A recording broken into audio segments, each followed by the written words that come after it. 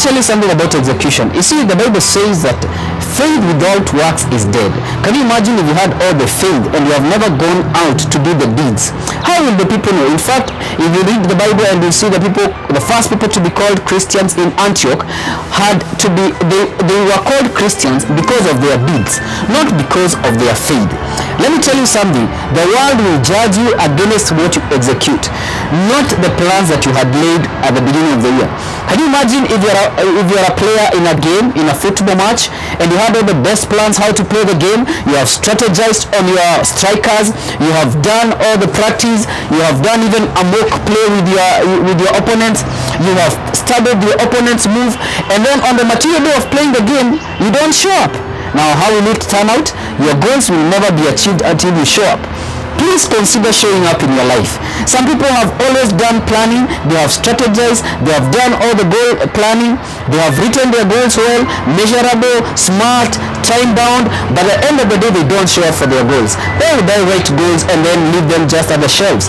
I would like you to take your time this year, that once you've written your goals, consider going out, consider going and practicing what you want to do. Every step counts. Starting from now, I am encouraging you, please go, start executing those goals. Even if they are small goals, if you need to, like you want to amend your relationship with people, start today. Don't wait for an opportunity that will present itself. Start today. Go to the first person, go to the second person, the third person, and you will discover you have already touched your whole relationship that you wanted. And I usually tell people, for example, if you want to start a small business, please consider the executable steps that you need to do.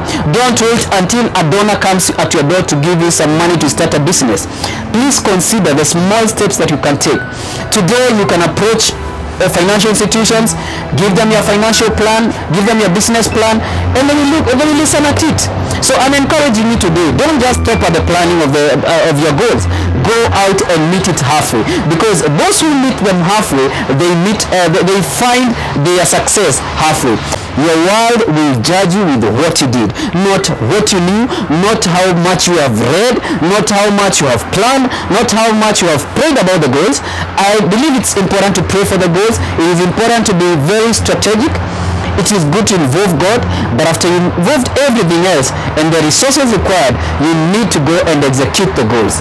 I think the last stage that I would like to speak about goals, probably this can always be mentioned at the end of the year.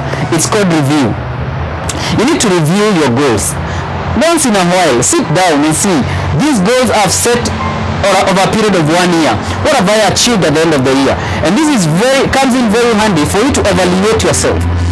People need to evaluate themselves. When you go to a match, in a football match, at the end of the match, you sit down with the coach and he tells you the areas that you didn't perform well, so that in the next game, you can up your game and bring better results. So the same way applies in life. Once you have established your goal, you have strategies, you've planned, you've prayed, you have executed, please sit down, evaluate. Were they worth my time? Were they worth what I did? And now start putting them, correcting where you didn't do well. Try to put some more effort on where you failed.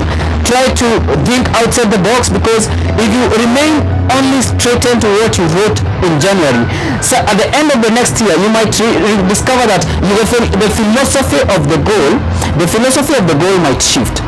You know why? Because you'll always, once you evaluate your goals, you will discover that you might need to do some little adjustments here and there.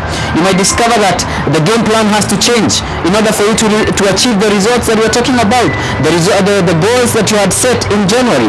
If you discover things have not been going well, you tried this, now think of something else of how to cross about the same goal so that you can bring better results. I think that's the greatest justice you can do to yourself this year. Be sincere to yourself, because the greatest truth that you can portray is to yourself, not to other people. Be very truthful to yourself. Look at it critically. See, I set goals this beginning of this year. I've done all that I needed to do. Somewhere I failed, somewhere I succeeded. What did I do what can I do in order for me to succeed? What can I do so that I can upgrade? And that's why we are saying, once you set a goal, next year, set a higher goal. Set a goal that is higher than what you had set previously. Otherwise, you remain in a level of stagnation over a period of time. Thank you so much for listening at me. I believe that whatever I've laid into your hands is a powerful tool to catapult you to greatness, especially this year. I'm looking forward for a generation that can approach life with a lot of zeal, with a lot of gusto, and go and face life and make the best out of it. Go and harness your honey, because there is greatness in you. God bless you.